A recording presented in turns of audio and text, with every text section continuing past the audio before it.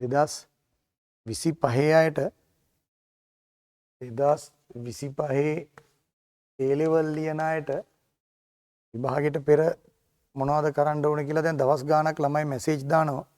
අතරම හේතු උනේ මම මේ මාසෙ පුරාවටම පන්ති නවත්තැව්වා. Theory පන්තිත් නැවැත්තුවා, revision පන්තිත් නැවැත්තුවා. ඒකට හේතුව ඔයගලන්ට විශාල කාලයක් ඕනේ මෙච්චර කල් ඉගෙනගත්ත දේවල් බලන්න කියවන්න. නමුත් ටර්ම් ටෙස්ට් තිබ්බට ටර්ම් ටෙස්ට් වලට ගොඩක් අය ගිහින් තිබෙත් නැහැ ඉස්කෝලවල. ඒ අමතරව විශාල ඔන්ලයින් පන්ති ප්‍රමාණයක ළමයි උදේ ඉඳලා රැය වෙනකන් ඔන්ලයින් වලින් දවස් 10න් A අරන් දෙනවා B අරන් දෙනවා කියලා ලොකු ප්‍රශ්න මේ දවස්වල. ඒ ඇස්සේ කට්ටියක් විභාගෙට එනේවා වෙනම ගෙස් කරනවා. බයෝ වුණත් ගත්තොත් ගුරුවරු 10 දෙනෙක් ගෙසින් 10ක් තියෙනවා. එක්කෙනෙක්ගේ ප්‍රශ්න 10 ගානේ තිබ්බොත් ගෙසින් 100ක්. මේ නිසා මට හිතුණා මොනවද කළ යුත්තේ කියලා තියරි පන්ති වල කරාට අමතරව පොඩ්ඩක් මතක් කරලා දුන්නොත් හොඳයි කියලා. එහෙනම් අපි කෙලින්ම යන් කතාවට. දැන් විභාගෙ තියෙන්නේ නොවැම්බර් 10 නේ. එතකොට 9 8 7 6 5 කියන්නේ 5 6 7 8 9 4 4 කියන්නේ හෙට අනිද්දා. මෙතනින් ඔයගලන්ට කැමති දවස් ටිකක් විභාගෙට දාගන්න. කලින් බයෝ විතරක් කරන්න. අපි හිතමු දවස් 3ක් එහෙම නැත්නම් 5ක් ඒවා. මේ ටිකේ කල යුත්තේ මොනවද කියලා මම නම් දිගින් දිගටම ඔයගලන්ට කියලා තිබ්බා කල යුත්තේ මොනවද කියලා. නම්බර් 1 පළවෙනි වැඩේ තමයි 2019 ඉඳලා 2024 දක්වා A level papers ටික කොහොමද කරන්නේ? ඕනනම් මෙතන 2019 20 21 22 23 24 කොහොමද කරන්නේ? උදේවරුේ පැය 2ක් පැය 3ක් MCQ ටිකයි ස්ට්‍රක්චර්ඩ් එසේ ටිකයි තනියම කරන්න. පැය 2ක්. අද 19 ඊට 20 21 22 23 තනියම ඔක්කොම ලියලාම දාන්න. MCQ කරනකොට උත්තර 5 ගන්න. පළවෙනි වාක්‍යය හරි නම් හරි, වැරදි නම් වැරදි. දන්නේ නැත්නම් ප්‍රශ්නාර්ථයක්. උත්තරේ හොයන්න එපා. ලකුණු බලන්නත් එපා. MCQ මගේ කීයක් හරිද? ඒක ගොන් වැඩ. ඔයගොල්ලෝ බලන්න කරුණු. උත්තර 5ම බලන්න. එහෙම බලාගෙන බලන්න ABCD ඔක්කොම බලන්න. මේ විදිහට කරන්න. පැය 3යි මේ වැඩේට ගියේ. ඊළඟට ඔයගොල්ලෝ කරන්න මේකේ අඩුපාඩු ටික හදාගන්න. ඒකටත් පැයක් ගියා කියන්නේ. පැය 2ක් ගියා. අඩුපාඩු ටික පොත්පත් බලලා chart බලලා හදාගත්තා. ඊට පස්සේ මේකේ තියෙන රචනා ඒ තියෙනවා 6ක්. 6ම සිහි බුද්ධියෙන් කියව ගන්න. රත් පැයක් එකමාරක් යයි. හිතේ රූප මවමව පත්‍රයක විව්වේ කිව්වොත් රූපේ මවමව කියව ගන්න. මේ වැඩේ කරන්න මේ දවස් ටික ඔක්කොම. එතකොට මේ පේපර් එක කරද්දි අඩුපාඩු වෙන ඒවානේ. ඔයගොල්ලන්ට දන්නේ නැති ඒවා අහුවෙනවා, බැරි ඒවා අහුවෙනවා. ඒවා රැයට පාඩම් කරගන්න.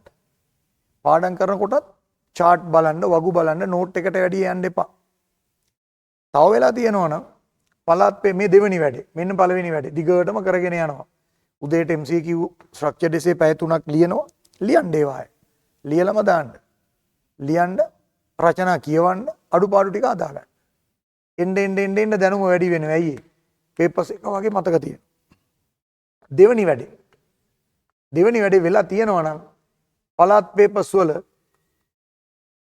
පේපර්ස් වල MCQ කරන්න එපා. දැන් කරන්න වෙලාවක් නැහැ. දැන් කරන්න තියෙනවනම් වෙලාවක් කරත් කමන්නේ.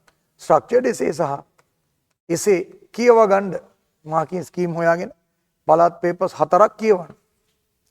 පළාත් පේපර්ස් 4ක් හෝ 5ක් කියවන්න. රචනා ප්‍රශ්න වීඩියෝ එකක් බලන්න. මාකින් එකත් එක්ක අරන් බලන්න. එතකොට ඕගොල්ලෝ සම්පත් පොතට අනුව මාකින් වලට අනුව හොඳට ලියන්න මේ දවස් ටිකේ පුරුදු වෙනවා. කරුණු 3000ක් විතර අපි පොයින්ට්ස් 3000ක් විතර හරි හොඳට කියවනවා. විභාගෙට ඕනේ පොයින්ට් 700ක් විතර.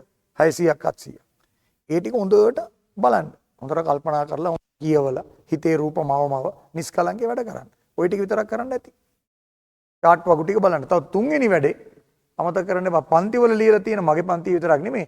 අපි ලියලා තියෙන රචනා පන්තියේ රචනා ලියලා තියෙනවා. පළවෙනි යුනිට් එකට අපි 20ක් විතර ලියලා තියෙනවා. යුනිට් එකේ. ශාකයටත් 25ක් විතර ලියලා තියෙනවා. 30ක් 40ක් කියව ගන්න. ප්‍රවේණීය ලියලා තියෙනවා. අනුක ප්‍රවේණියත් 15ක් 10ක් ලියලා තියෙනවා. ඈ ඊළඟට අනික්වත් කියව ගන්න.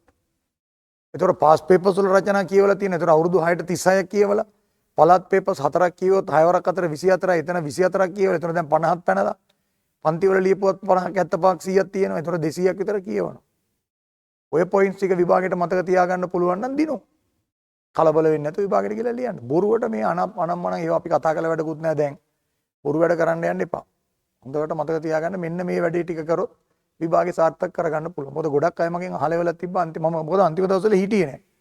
ගොඩක් අය ආවේ නැහනේ. එතකොට ඒක. ඊට අමතරව මමත් අන්තිම දවස්වල ටර්ම් ටෙස්ට් පේපර් එකක් තිබ්බා. ටෙස්ට් පේපර් එකක්. ඒකෙත් ඉතින් ඒකක් තියෙන්නේ ගොඩක් ඒ පේපර් එක මම ඔක්කොම ඇදුවේ මෙන්න මේ ස්ට්‍රක්චර්ඩ් එසේ. මේ අවුරුදු ගානෙම ස්ට්‍රක්චර්ඩ් එසේ වලින් මම හදලා තියෙන්නේ. ඒකත් කරා කියන ආයෙත් මේකමයි යහුවෙන්නේ. ඒ ටික කරන්න. එහෙම කරොත් ඔය විභාගෙ ඉච්චර විභාගෙ දියාවට ඔයගොල්ලෝ යනවා. මට තේරෙන්නේ නැති දෙයක් තමයි මම මේ එක 100ට 100ක් කරනවා නෙමෙයි. මොකද මගෙත් හිතේ තියෙනවා ලංකාවේ වැඩියෙන්ම බයෝ ෆේල් වුණේ ගිය අවුරුද්ද. මේ අවුරුද්දෙත් YouTube බැලුවොත් නම් මට තේරෙන්නේ යම ළමයි යන්නේ මේ පැත්තට තමයි. හරි. පළාත් පේපර්ස් ගැන ඔයගොල්ලෝ ලියලා තියෙන ඒවා ගැන ටීචර්ස්ලා කියන ඒවා ඇහුවොත් ඔයගොල්ලෝ යන්නේ මේ පැත්තට තමයි. ඒ කියන්නේ මොකද ඔයගොල්ලෝ විභාගේ දිශාවෙන් ඈතට යන්නේ. ඒ හින්දා හැම වෙලාවෙම මතක තියාගන්න ඕනෑම දෙයකට තියෙන දෙයක් තමයි ඕනෑම දෙයක් අපි උපදෙස් ගන්න පුද්ගලයෝ ගැන හිතනකො අපි උපදෙස් ගන්න පුද්ගලයා ඒ වැඩේට සුදුසු මිනිහෙක් වෙන්න ඕන. එයාට පළපුරුද්දක් තියෙන්න ඕන. අත්දැකීමක් තියෙන්න ඕන. ප්‍රතිඵල තියෙන්න ඕන. එහෙම මොනවත් නැති මිනිසුන්ගෙන් උපදෙස් ගන්න ගිහිල්ලා ඒගොල්ලෝ ගෙස් කරන ඒවා අනම්මනම් කරන්න ගිහිල්ලා මම තරහකට කියනව නෙමෙයි. ෆේල් වෙන්න දඟලන්න එපා. මොකද මේක ගිය අවුරුද්දේ මේ දේ වුණා. මේ අවුරුද්දෙත් මේ දේ වුණොත් මහා ඛේදවාචකයක් වෙනවා. මොකද ඒක කාටවත් ඒව වළක්වන්න බෑ. අර දියේ ගිලින්න යන මිනිහා පිටුරු ගහේත් එල්ලෙනවා වගේ එල්ලෙනවා. ඒ වුණාට වැඩ කරගෙන ඉන්න ළමයි මේවට අහු වෙන්න එපා. කිසියම් ප්‍රමාණයකට වැඩ කරගෙන ඉස්කෝලේ ලකුණු 60ක් 50 ආසන්නයේ වගේ රඳවාගෙන ඉන්න ළමයෙකුට මේ දවස් ටිකේ මහන්සි වුණොත් එයාට එතනින් උඩට යන්න පුළුවන්. කිසිම දෙයක් කරපු නැති ළමයි ඉතින් ඔය එනේ ඒවා දිහා බල ඉන්නවා. ඒක ගැන ඉතින් අපිට කතා කරලා වැඩක් නැහැ. එහෙනම් මෙන්න මම මේක දාන්න හේතුවත් මෙන්න මේ ටික. මේ වැඩ ටික කරන්න.